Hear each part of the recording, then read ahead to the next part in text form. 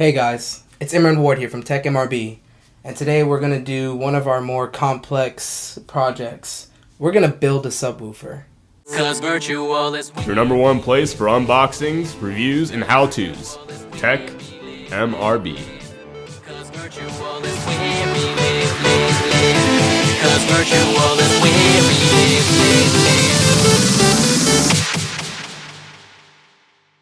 What you're going to need is some speaker wire, a soldering iron to solder the cables together, a crossover, and this crossover is going to cross over the base at 80 Hertz and below and make sure that nothing above 80 Hertz even touches the sub.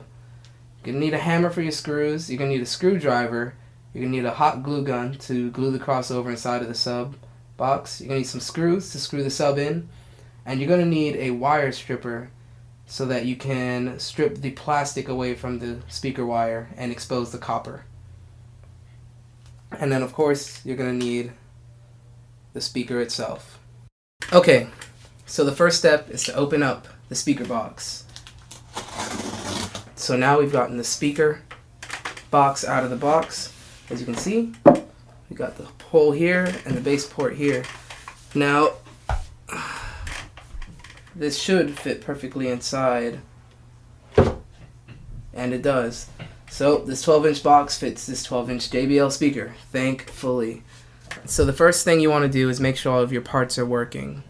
A subwoofer comprises of mainly three parts: the box, the woofer, and usually some form of crossover to limit the sounds that go to the subwoofer. But mainly you want the bass to be going to the bass box.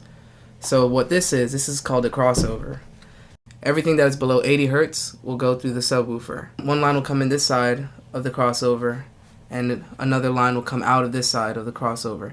The line that goes in will be coming from your amp into the crossover, and then out of the crossover and into the speaker itself. And that whole mechanism, this will limit the sounds going to the speaker, so it's just what you want to hear. Alright, so the first thing you want to do is cut some cable. You want to cut enough cable to get a line from your amp to the crossover, and from the crossover to the speaker, just so you can test it. I suggest actually cutting the lengths that you are going to use when you put this together. So first you need to prepare this cable.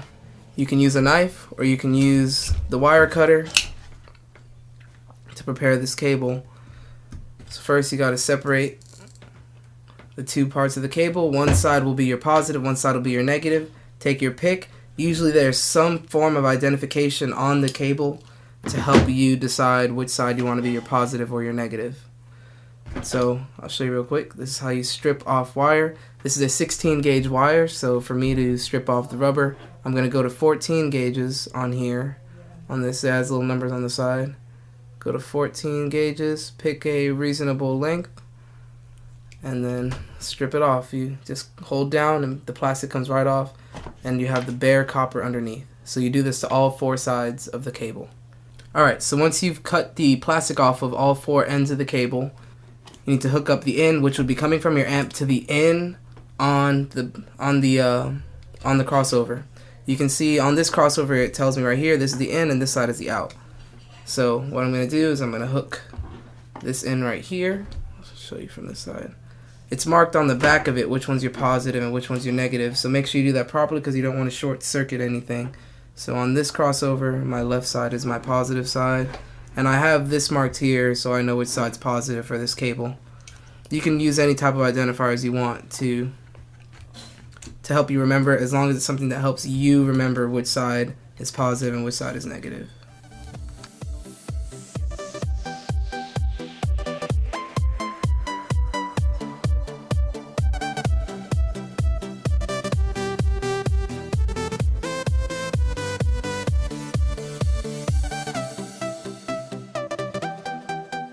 So, like I said, this is a very unsecure connection. You just need to make sure everything is making contact so that you can check if this crossover is working properly. Alright, so on the speaker itself, it should say somewhere which input is positive and which one's negative. How they do it on this speaker is they have a little red dot showing that this side is the positive side, and they have nothing on the other side to show that it's negative. So again, you just want to make contact. Okay, once you've gotten some moderately secure connections between the amp, the crossover, and the speaker, what you want to do is make sure everything's reasonably secure. And you're going to play some music through your speakers and see if you can hear the sub. So I'm going to turn up the sub now. See if I can already feel it vibrating. I can hear it too. And I can hear just bass coming from it. So I know that it is working properly. So now that I know it's working properly, I can turn this off. And I can start pulling all this apart, and now I can start actually making these connections secure. Alright, like I said, the next thing we gotta do is make these connections secure, and the way we're gonna make these connections secure is to use good old-fashioned soldering. There are clips and tips that you can buy that go on the ends of the speaker wire, and then you can attach them here, and more of a reusable, I'm going more for a permanent solution, so I'm gonna solder them in.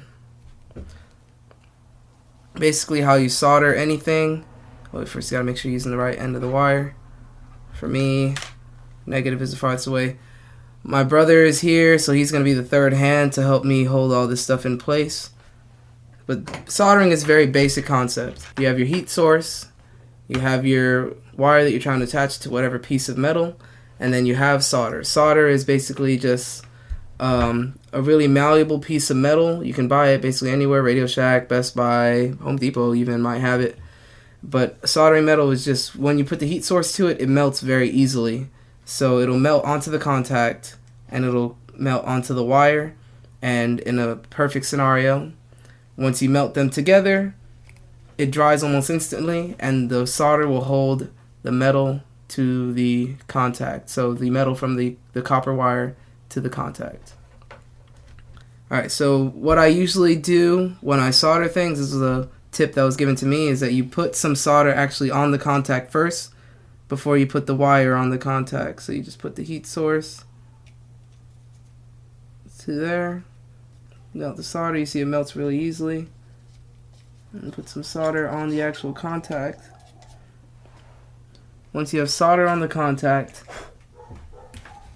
then you get, alright, make sure you don't breathe in too much of these fumes are crazy. You get your wire, oh, here hold the solder, and you get your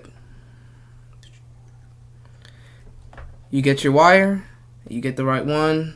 For me, we're going to have negative going first, so we're doing negative over here. Let's pull this back. I'm going to put this, kind of splay the wires out a bit so that there's spaces in between them so the solder can easily get in between the wires. And you put the wire against it, and he's going to hold the solder against there.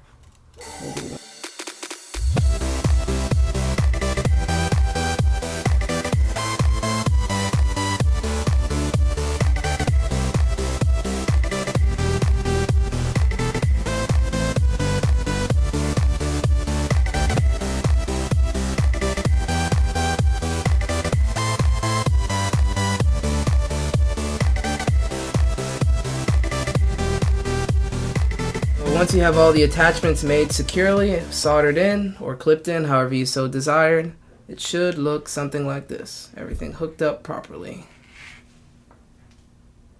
So the next step is to go to the speaker. We're going to start attaching the crossover to the speaker box.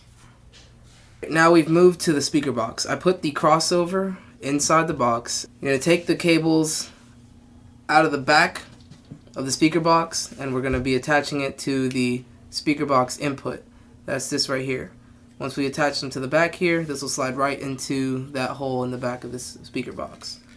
On this speaker box input itself, it says positive and negative, so we're just going to attach the bare wire that we already pre-cut, and if you need to, do trim it so that you don't have a lot of extra cable inside of the box. We've already trimmed this down. We're going to solder these cables to the speaker box input. Alright, now both contacts are soldered to the thing with minimal damage to the plastic. It was a little bit, but it was fine. It's fine. Alright, now that these are connected, all you got to do is push this back into the hole in the back of the box.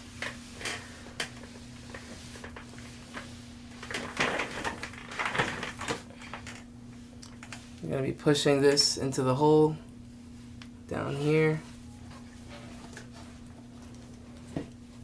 Alright, just line that up.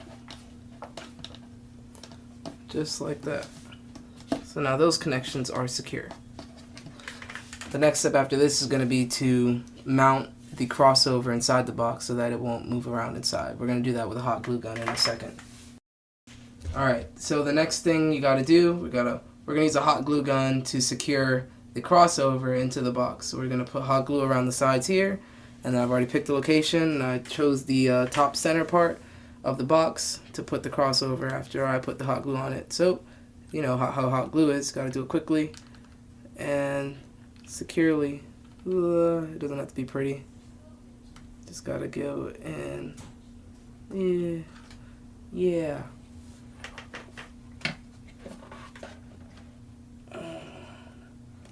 Secure that in place. Hold it down for a couple seconds to make sure it's secure everywhere. Alright, so now you can see it inside the box. It is secure in there. I'm going to keep holding it down for a couple more seconds to make sure it is locked down. But you know, hot glue dries pretty quickly. So the last thing we got to do is attach these cables here. So I've already attached some solder to the actual contact, so the last thing I got to do is actually attach the wires to the contact. First one I'm going to do is the positive. You see here the red dot, it marks positive. Positive to positive. My brother's going to hold the solder as I attach this last bit. All contacts are secured. Last thing we got to do is secure the sub inside of the subwoofer box. Okay, so the literal last thing you have to do is attach the speakers into the box itself.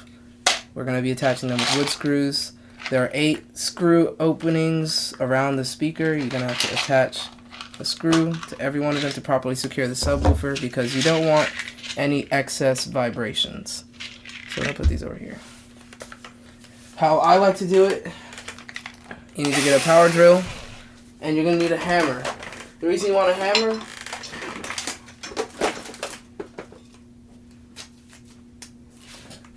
a hammer is so that you can start the screws going in and then drill them in afterwards.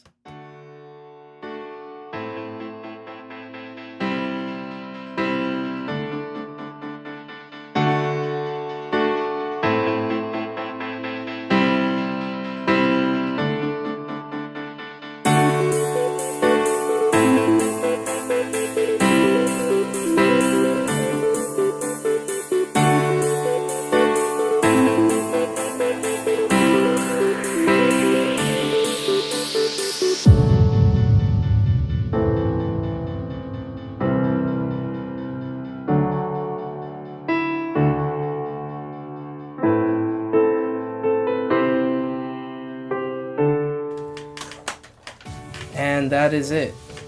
It's now securely fastened inside the box. It's a completed subwoofer. Alright, this has been a rebuild of a subwoofer box. We replaced a broken box and we put this perfectly good working sub inside of a brand new box, and it will hopefully perform for years to come. So, if you liked the video, please like below. Please comment for any further advice or any advice to anybody else that you have. And please subscribe if you really like it. I am Imran Ward from Tech MRB. And we're done.